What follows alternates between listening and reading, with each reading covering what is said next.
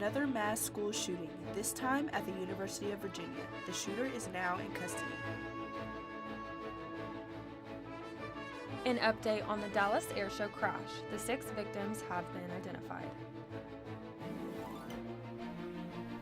Texas Woman University has a new tuition plan to limit student debt. Broadcasting live from the University of North Texas, this is ntTV Nightly News.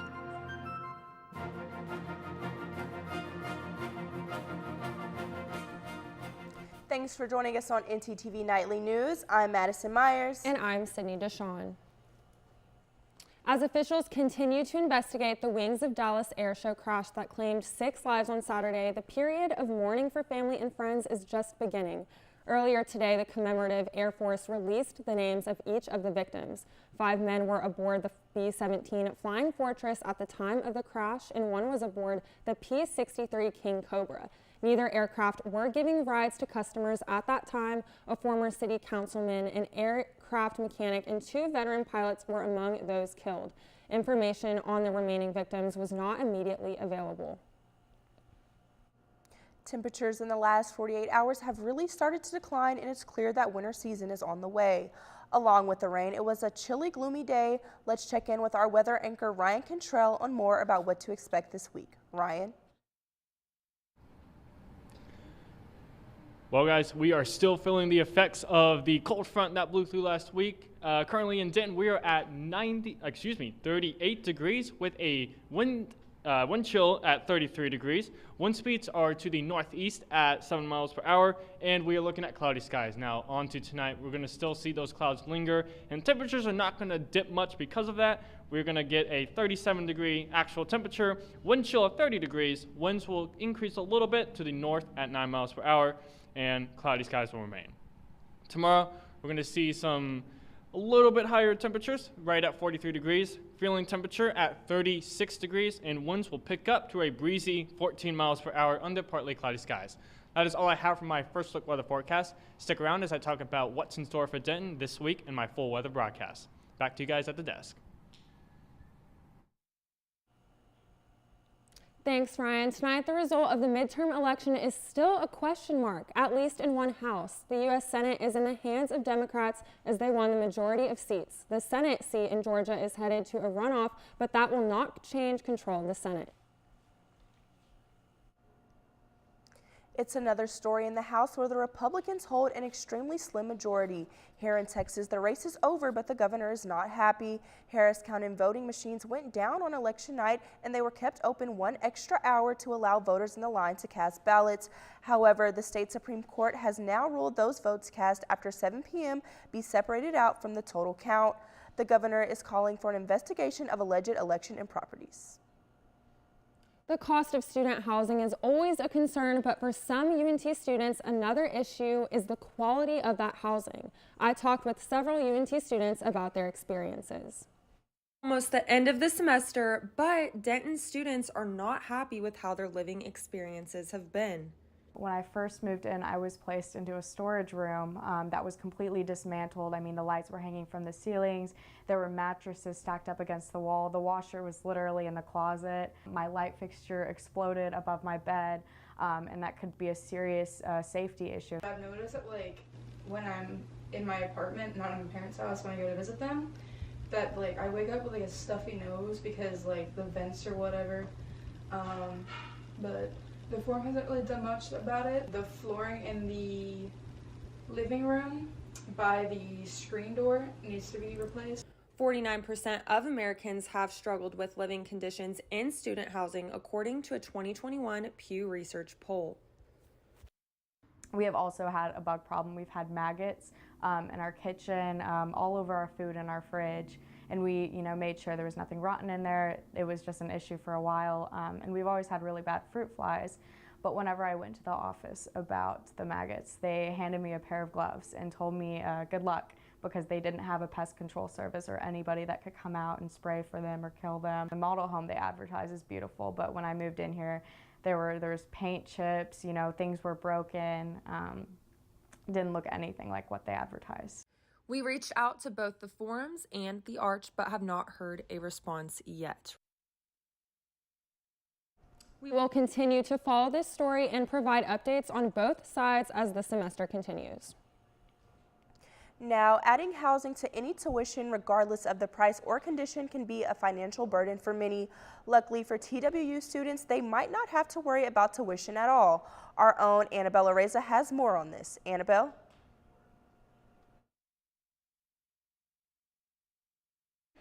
Am I a double X? I'm here at the Texas Women's University Student Union, and recently TWU has announced their zero tuition program. Those that can qualify include new first-time students or transfer students that live in Texas eligible for PIN grants, those enrolled as a full-time student. TWU is committed to provide new students an opportunity to graduate in 4 years or less with the lowest amount of debt. They also will be assisting low-income students with additional scholarships and financial aid, other expenses like books, room, and board. This ensures that the barriers in enrolling in college are knocked down for those that cannot afford to attend. While TWU is reducing the stress on attending and affording school, how do we ensure that the workplace after graduating is non-toxic? Kyle Orr will give you a rundown on how to avoid a potential workplace and a toxic workplace environment. Kyle? Thanks, Annabelle. The journey from college to career is a tough one, but 30 million Americans agree that toxicity in the workplace is making their careers even tougher. The main factors contributing to this epidemic involve bad leadership, toxic social norms, and poorly designed job roles. If a workplace has had a history of ineffective leadership, it's pretty easy for them to overlook toxicity among colleagues involved in job roles that haven't noticeably conflicted with job growth. But as an applicant, it is possible to recognize certain red flags in the job search that can help you avoid toxic work environments. Company history, available benefits, career goal relevancy, and the job descriptions themselves are all indicators of a potentially toxic work environment. So it is of the utmost importance that you do a thorough search of whatever company you are trying to work for, because doing so could save you from years and years of anguish and unnecessary stress that is never, ever worth the pay. Maddie and Sydney, back to you all at the desk. Thanks, Kyle. Twitter may be losing its chirp as brands are deleting their accounts. It appears that Broadway is next on the list. With Thanksgiving being right around the corner, stay tuned to learn about unexpected costs and savings that your family could experience. Stay with us. Ever felt too heavy to overcome? Wish there was a safe place to confide in? Wish granted. At UNT, we offer counseling and testing services to students located on the 3rd floor of Chestnut Hall.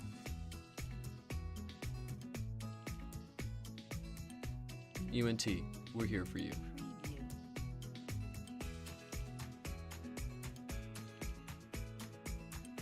UNT is more than 125 years in the making.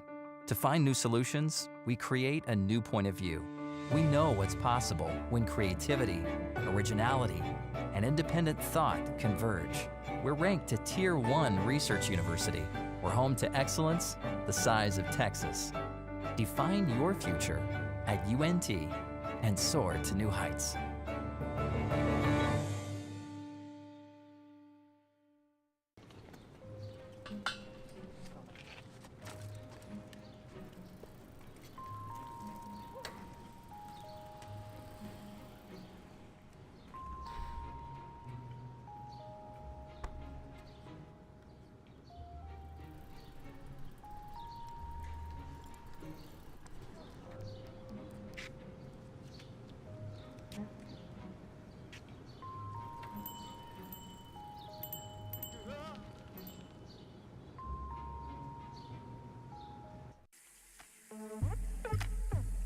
Hey, listen to my flow to save some H2O. This my water rhyme, and this is how it goes. First, turn off the sink and take some time to think. When you waste water, our supply shrinks. When you take a shower, not more than an hour. Shoot for 10 minutes and save water power. Use a reusable bottle, smart like Aristotle. Ditch all the plastic and be a role model. And that was my H2O flow. Please remember how it goes, because if you don't, Earth will go, oh no!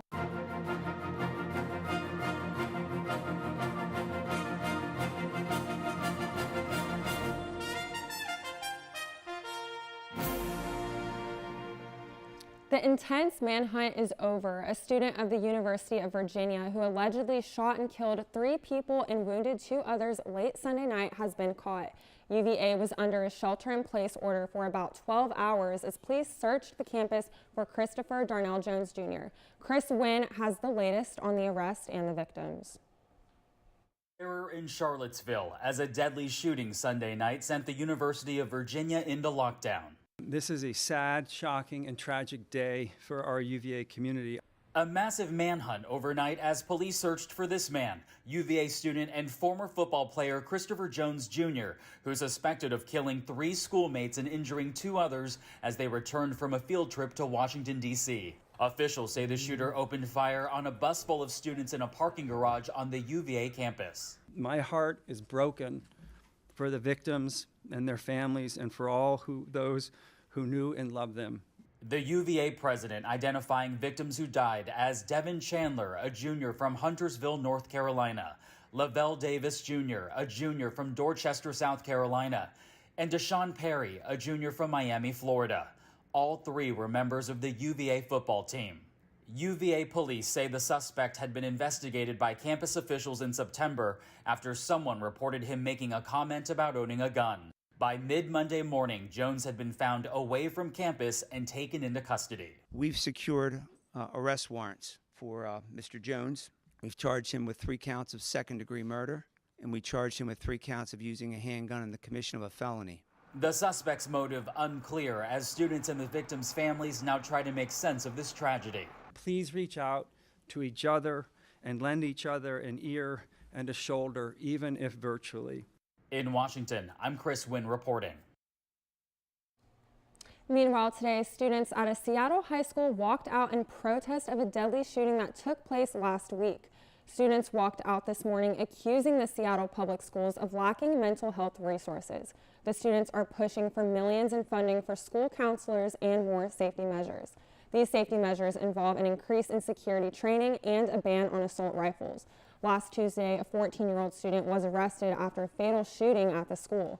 He has been charged with first-degree murder. Authorities say a 15-year-old who was arrested with him is accused of assisting the suspected shooter. Well, Sydney, I have to say it's been much colder than I've expected. I've been freezing all day long. I have as well, Maddie. The temperatures have just dropped so quickly. A few days ago, the sun was out and now it's raining and the temperatures just seem unbearable. Let's check in with our weather anchor, Ryan Cantrell, to see how it's looking for the rest of the week. Ryan.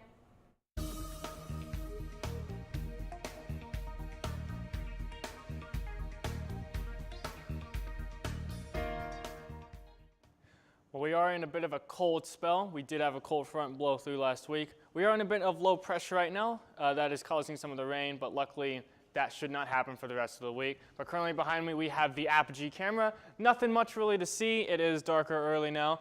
Not much wind, just the lights and cloudy skies. But currently across North Texas, we are all experiencing temperatures in the high to low 30s. I mean, right here is at 38, Graham is at 39, Decatur's at 39 as well, Fort Worth is at 41, along with Dallas too, and Sherman is at 37. Now across the state of Texas, we're not going to see much of a difference, mainly down south, and we'll be in the 50s, Houston at 58, El Paso way out there at 57, Shreveport at 44, Oklahoma City at 36, and Abilene at 47 degrees. Now let's take a look at our 7-day forecast for the week in Denton. We have improving conditions, thankfully no more cold rain. Lows will be all in the low 30s and highs will be in the high 40s to low 50s. So expect partly cloudy skies for tomorrow and Wednesday, completely clear skies for Thursday and Friday. We'll see some clouds on Saturday and sunny skies on Sunday and Monday. That's all I have for my full weather forecast. Back to you guys at the desk. Thanks, Ryan. So it seems like the cold weather is here to stay, and you know what that means. Thanksgiving is just around the corner. Honestly, Maddie, with all this talk about inflation, I'm a little nervous to start prepping for the big meal next week. Well, lucky for you, Sydney, ntTV's Crystal Prentice is here to talk about some tips to save this Turkey Day. Crystal? You're right, Maddie. Due to inflation, your Thanksgiving dinner this year could cost almost 14% more than it did last year. However, there are some cheaper routes you can take that will help you save while shopping. We often hear fresh is best, but you can buy high quality frozen and canned items for much cheaper. Additionally, you should shop at more than one store because each store offers different deals, helping you save across the board. Lastly, to make the night easier on the head chef and their pocketbooks, assign side dishes or desserts for others to bring to the big meal. Luckily, it will be more cheaper than expected to drive this year, no matter where your family and friends decide to gather. The average price of gas in the U.S. has declined 3 cents in the past week, and there are now a dozen states where gas costs less than $3 per gallon. This is going to be a big help for the holidays as people travel for Thanksgiving. No matter who you are or where you spend your Thanksgiving, you've probably heard of green bean casserole. But what about green bean casserole flavored Zelter water? Yep, you heard me right. Arbor is introducing a new sparkling water flavor this Thanksgiving called Green Bean Casserole, and it will be available through the Secret Menu newsletter feature. Other special flavors introduced this year are honey pumpkin and Kai cranberry. Well, that's all I have for today. So have a happy Thanksgiving, enjoy some tasty vegetable flavored water, and back to you at the desk. Thanks, Crystal. Now, after you've eaten that pie and had a drink of your green bean seltzer, it will be time to burn off all those calories. How about Denton's 7th annual Turkey Trot? It will be held on Thanksgiving Day, November 24th.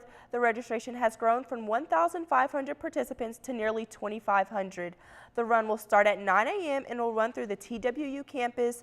The price for adults is $35, and for kids, it'll only be $20. Be sure when you register to pick up your packet between 10 a.m. and 6 p.m. at the Denton County Brewing Company on November 24th. The trot is also collecting canned goods from the Denton Community Food Center. Donators will receive a raffle ticket to win a gift basket, so be sure and get your turkey trot on. There's fun for the whole family at the Dallas Arboretum as we enter the holiday season. And the Fort Worth Zoo welcomes a new primate into its big happy family. We have the family photo later in the broadcast.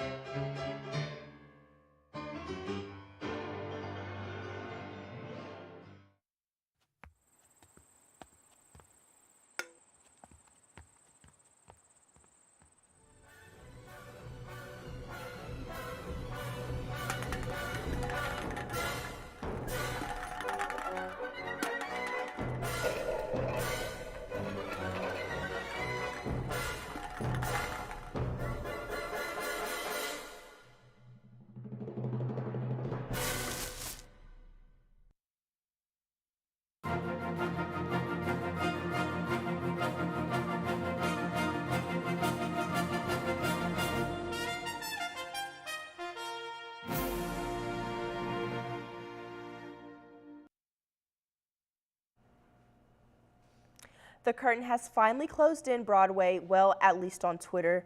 This comes as a result of the recent big changes since billionaire Elon Musk took over as owner of the platform. The Broadway Theater publication posted a statement on their account Friday that revealed they will no longer be active on Twitter due to its newly expanded tolerance for hate, negativity, and misinformation. Playbill also stated it would be irresponsible of them to continue to use the platform while their readers cannot legitimately decipher actual news from insidious rhetoric. However, Playbill followers can still continue to see their posts on their other social media platforms like Instagram, Facebook, and TikTok, as well as the Broadway Playbill website. Even though Thanksgiving is right around the corner, you can already see people putting up their Christmas lights. However, no one does it quite like the Dallas Arboretum and Botanical Gardens. The Holiday at the Arboretum event debuted this past weekend, and there was plenty of Christmas cheer all around. Our ntTV's Mauricio Ortez Segura has more. 66-acre Dallas Arboretum and Botanical Gardens has opened its doors for guests who can't wait for the holidays to come. The Holiday at the Arboretum event is so popular amongst Texans from all over that some even make it a tradition to visit as the season draws near. Since we moved here in, 2013, so every year. Since this is my first time here, I decided to follow the beautifully tree-lit path that guided my sleigh that night through the 12 days of Christmas. The crowning jewel of Dallas settles you in by playing those classic holiday tunes that you hear every year and showing their wonderfully artistic interpretations of each day of Christmas. When we come,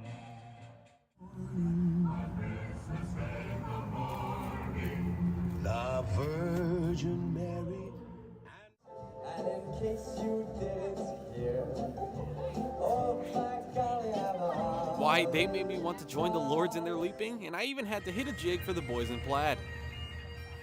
After making my way to the final day of Christmas, I can understand how the Arboretum has won so many awards for its annual event. There's also the Christmas Village that makes its festive return. There was plenty of food and vendors present where you could grab a cup of hot cocoa and a tasty bite to eat. Out of all the things to do in the village, however, there was one clear fan favorite. Santa. Santa? Easy? Yeah, Santa, and yeah, absolutely. That did it. I had to go meet the man in the big red suit himself, and I could hardly contain my excitement. Hey, I've been working very hard. How many presents you made? Like, all millions of presents. Hope one of those are for you. I've been a good boy. Oh, all right. I swear. I had one last thing to see, and it was the Arboretum's 50-foot tall, dazzling musical tree. A bunch of people came out to see this constantly shining tree and all of its colored bells and whistles. This was a glowing spectacle to behold, and it's running until December 31st. I recommend anyone who wants to pay Dallas a visit to check out the Arboretum for themselves. The Arboretum also has an Artistry of Faith and Culture exhibit that explores the art of Christmas, Hanukkah, and Kwanzaa. The event is going until the 31st of December, so don't miss out on this festive delight. You know, Sydney, I have to say I was so disappointed after watching the Cowboys game last night. It was such a close game. I know, so was I, Maddie. I was really stressed out in overtime, though. I really thought they were going to pull away with the win. But let's check in with our sports anchor, Brandon Brunworth, to see what happened on yesterday's loss. Brandon? Well, if there's one thing I can say for sure about the Dallas Cowboys, it seems we will never beat Aaron Rodgers. I have more on that as well as America's other football team as they prepare to start the World Cup. Don't go anywhere. Registration, please. All right, you're good. No registration, no entry. All right. Let me see your voter registration card, please. I'm not registered to vote. No registration, no entry. Dude, my friends are already in there. No registration, no entry. What the? Join the club. Register to vote today. It's that time of year where everyone plays a dangerous game with the flu. Going in uneducated, you run the risk of symptoms like cough, migraine, and fatigue. Don't be like this guy. Combat the flu with cough drops, ibuprofen, and a good night's sleep. Be smart, don't catch the flu.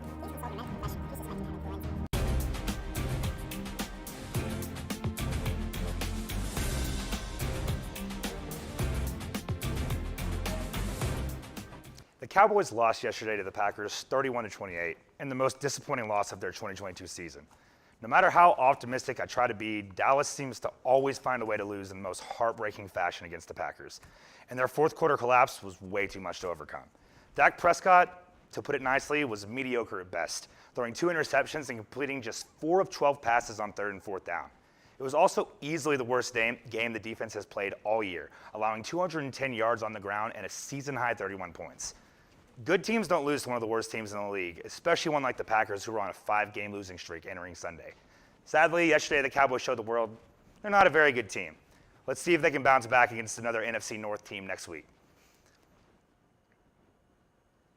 UNT had a chance to clinch the Conference USA Championship game with a win Saturday, but sadly it was not to be as they fell 41-21 versus UAB.